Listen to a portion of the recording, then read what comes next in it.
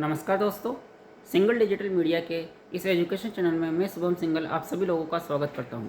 आज हम डिटेल में बात करेंगे बेसिक कंप्यूटर अनुदेशक के बारे में। दोस्तों, बेसिक कंप्यूटर अनुदेशक में जो अपडेट चल रहा है उसके हिसाब से ये पता चला है कि हमारा डिस्ट्रिक्ट अलॉटमेंट का लिंक है वो होली से पहले ही एक्टिवेट कर दिया जाएगा। साथियों, ये बड़ी खुशखबरी की बात है कि हमारा फॉर्म का जो चेकिंग का काम है वो त्वरित गति से और उनको टाइम फ्रेम अलॉट किया गया है, उस टाइम फ्रेम अलॉट में वो ख़त्म करके जाएंगे और होली से पहले हमारा जो जिला आवंटन का लिंक है वो एक्टिवेट हो जाएगा। लगभग 28 फरवरी या 1 मार्च से जिला आवंटन का लिंक एक्टिवेट हो जाएगा और 10 मार्च तक जिला आवंटन अलॉट हो जाएंगे। तो साथियों, ये हमें दर्शाता है कि मार्च के एंड तक हमारी 99.99% ज्वाइनिंग हो जाएगी, नहीं तो अप्रैल के फर्स्ट वीक में हमें डेफिनेटली ज्वाइनिंग मिल जाएगी।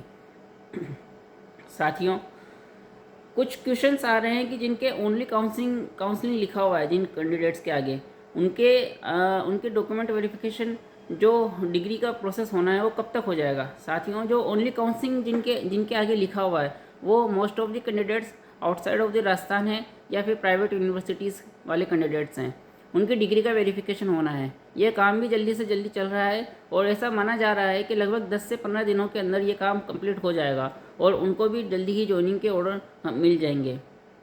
काफ़ी क्वेश्चंस आ रहे हैं कि शिथिलता मिलेगी या नहीं मिलेगी। साथियों, गवर्नमेंट के जो प्रोसेस होता है उसमें जो चीज़ें डॉक्यूमेंट्स में लिखी होती है वही चीज़ें होती है। अगर जो सरकारी काम में डॉक्यूमेंट में ये लिखा हुआ है कि सूरज पश्चिम से उगेगा तो फिर सूरज पश्चिम से उगता है।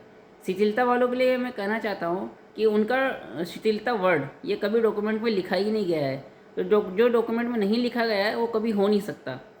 साथियों, ये हमको एक्सेप्ट कर लेना चाहिए और अपना समय व्यर्थ न करते हुए आगे की वैकेंसी के लिए हमें तैयारी कर देनी चाहिए। जो कंप्यूटर निदेशक का नोटिफिकेशन निकला था उसमें साफ मेंशन था कि 40% मार्क्स लाना ज़रूरी है, उसके ऊपर लाने वाले को ही उत्तीर्ण माना जाएगा और उससे कम को अनुत्तीर्ण माना जाएगा। तो ये कहीं मेंशन नहीं था कि 40% नहीं लाओगे और सीटें खाली रह जाएगी तो ग्रेस मार्क्स दिए जाएंगे। ऐसा अभी आईए की वैकेंसी में लिखा हुआ है कि 40% अगर नहीं ला पाएंगे और सीटें खाली रह जाएगी तो 3 नंबर का ग्रेस दिया जाएगा। ऐसा आईए की वैकेंसी में लिखा हुआ है, तो इसलिए आईए की वैकेंसी में शिथिलता मिल सकती है, लेकिन कंप्यूटर अनुदेशक की भर्ती में ऐसा कहीं लिखा हुआ नहीं था। क्योंकि ये लिखा हुआ नहीं था इसलिए शिथिलता की मांग करना ही मुझे लगता है कि आप अपना वक्त ख़राब कर रहे हैं और समय को सही यूटिलाइजेशन करने के लिए आपको ये चीज़ें इनके भरोसे नहीं रहना चाहिए और आगे की तैयारी कर देनी चाहिए।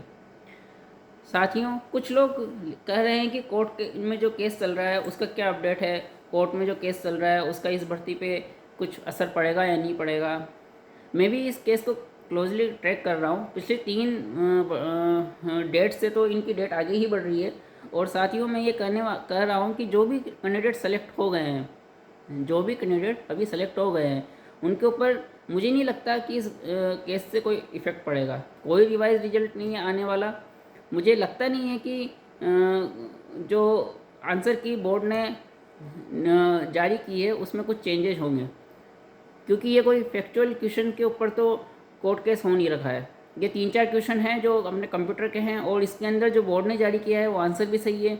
जो लोग वो बता रहे हैं, क्योंकि अलग अलग बुक्स हैं, अलग अलग राय है, तो ऐसा नहीं है कि जो लोग सेलेक्ट हो गए हैं उनको बाहर कर दिया जाएगा, ऐसा मुझे लगता नहीं है। और मैं साथियों में ये कहना चाहता हूँ कि ये सब चीज़ें जो कोर्ट में चल रहा है, कोर्ट में हम आपको आप केस जीत जाओगे और हम आपको नौकरी दिला देंगे, ये सब बातें एक हद तक ही ठीक लगती है। मुझे ऐसा मेरा निजी मत है कि किसी भी विद्यार्थी को इसके भरोसे नहीं बैठना चाहिए। कोर्ट केस बहुत लंबे चलते हैं, वकील अपनी फ़ीस लेते हैं, वकीलों का काम ही है ये कि लोगों के सामने झूठे वो वादे करते हैं, वो दिखाते हैं। मैं ऐसा निजी मत है, मैं ऐसा किसी को हर्ट करने के लिए नहीं बोल रहा हूँ। मुझे ये लगता है कि लोगों को इसके भरोसे नहीं रहना चाहिए, अपनी तैयारी कंटिन्यू रखनी चाहिए। तथा ये मेरा मानना है कि जिन लोगों का सिलेक्शन हो चुका है उन लोगों का ऊपर कोई इफेक्ट नहीं पड़ेगा, कोई रिवाइज रिजल्ट नहीं आएगा, कोई कुछ भी कह दो। जिनका सिलेक्शन हो गया है वो लोग कभी बाहर नहीं होंगे। कुछ लोग ये बोल रहे हैं कि शिथिलता वाले बोलते हैं कि सेकंड लिस्ट क्यों आई। साथियों, मैंने पहले कहा है कि जो चीज़ डॉक्यूमेंट्स में लिखी गई है वो चीज़ होगी, और जो चीज़ डॉक्यूमेंट में नहीं लिखी गई है वो कभी नहीं होगी। सेकंड लिस्ट कोई शिथिलता वाली लिस्ट नहीं है। सेकंड लिस्ट वो लिस्ट है जो सीटें खाली रह गई हैं उनको सामान्य प्रक्रिया को अपनाते हुए भरा जाएगा। ये चीज़ डॉक्यूमेंट में मेंशन था, और ये हर वैकेंसी में मेंशन होता है। इस वैकेंसी में स्पेशली मेंशन नहीं था, हर वैकेंसी में मेंशन होता है कि आरक्षित वर्गों की सीट अगर नहीं भरी जाएगी तो फिर उनको सामान्य प्रक्रिया अपनाते हुए सामान्य वर्ग के अभ्यर्थियों से भरा जाएगा। होना तो ये चाहिए था कि जो रिजल्ट आया था उसमें दोनों दोनों रिजल्ट साथ में आने चाहिए थे, लेकिन कुछ चीज़ें हो गई, उन्होंने साथ में नहीं दिया। इससे इमोशंस तो ज़रूर हर्ट हुए जनरल कैटेगरी के लोगों के, लेकिन ठीक है, दोबारा रिजल्ट आ गया। तो ये कोई ऐसी चीज़ नहीं है कि जो विदाउट डॉक्यूमेंटेशन हुई है, ये चीज़ डॉक्यूमेंट में थी। इसलिए शिथिलता वाले इससे जोड़ के नहीं देखी कि सेकंड लिस्ट आई है तो अब जो सीटें बच गई है उसमें हमारी भी लिस्ट आएगी, क्योंकि ये ग्रेस मार्क्स का मैटर कभी मेंशन ही नहीं किया गया है। इसलिए मैं नहीं चाहता कि आप लोग किसी दुविधा में रहो, किसी भरोसे में रहो, क्योंकि ईओ की वैकेंसी आ रही है, आरओ की वैकेंसी आई हुई है, और आईए की वैकेंसी आई हुई है, आगे भी बहुत सारी वैकेंसी आएंगी।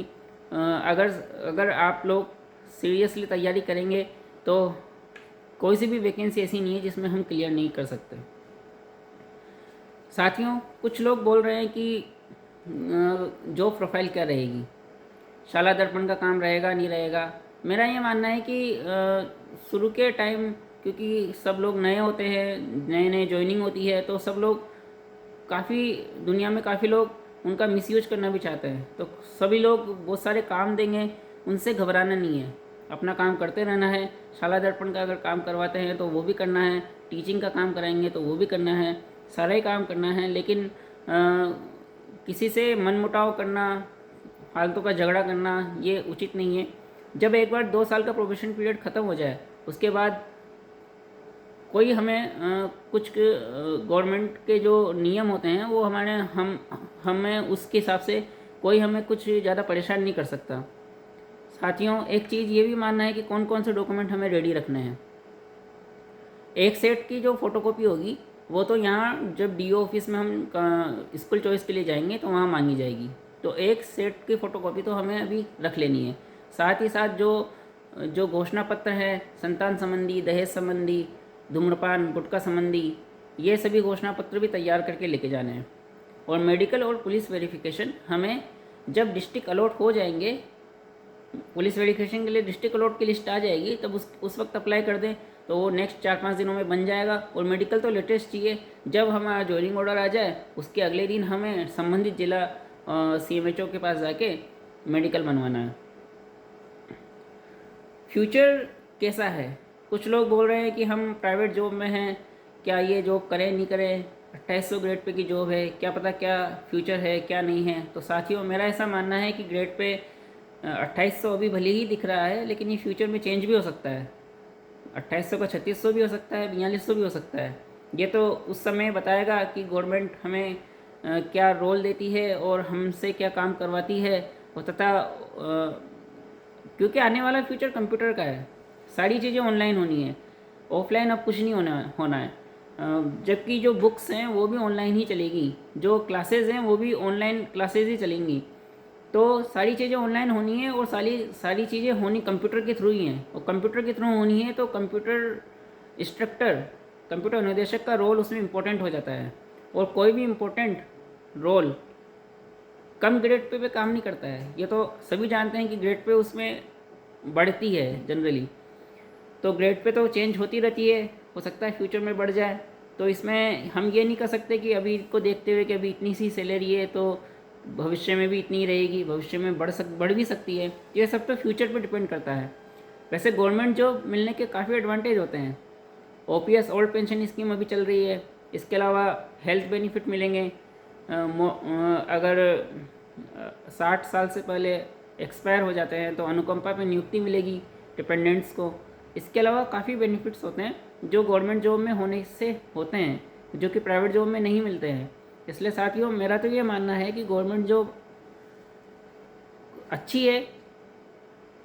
हालांकि लोगों के अपने अपने विचार हो सकते हैं कि प्राइवेट जॉब भी अच्छी हो सकती है, लेकिन मेरा ये मानना है कि जो कुछ बेनिफिट्स हैं वो गवर्नमेंट जॉब में हैं जो प्राइवेट जॉब में नहीं है। साथियों, इस केस के बारे में मुझे जो भी अपडेट्स मिलते रहेंगे आपकी कंप्यूटर निदेशक की भर्ती के बारे में, वो मैं आप तक पहुंचाता रहूँगा। इस भर्ती से रिलेटेड हर एक अपडेट पे मैंने नज़र रखी बना के रखी हुई है, तथा आप लोगों तक पहुंचाने के लिए मैं हर समय आपसे जुड़ता रहता हूं। कृपया जो भी मेरे वीडियोस को देख रहे हैं वो अपनी उपस्थिति ज़रूर दर्ज कराएं। वो मेरे वीडियो को या तो लाइक करें, चैनल को सब्सक्राइब भी करें अगर उनको चैनल अच्छा लग रहा है तो, या फिर कुछ जो भी वो जानना चाहते हैं वो कमेंट करके बताएं। अपनी उपस्थिति दर्ज कराए बिना अगर आप मेरे वीडियो को देख के चले जाते हैं तो ये एक तरीके से मेरे लिए रिवॉर्ड नहीं मिलता। तो साथियों, मैं आपसे अनुरोध करता हूँ कि चैनल को लाइक करें, वीडियो को लाइक करें, चैनल को सब्सक्राइब करें और ज़्यादा से ज़्यादा लोगों तक शेयर करें, ताकि मेरी इन्फॉर्मेशन लोगों तक पहुंच सके और मैं भी आप लोगों के व्यूज़ जान सकूं, ताकि मैं फ्यूचर में उस बारे में वीडियोस ला सकूं। धन्यवाद साथियों।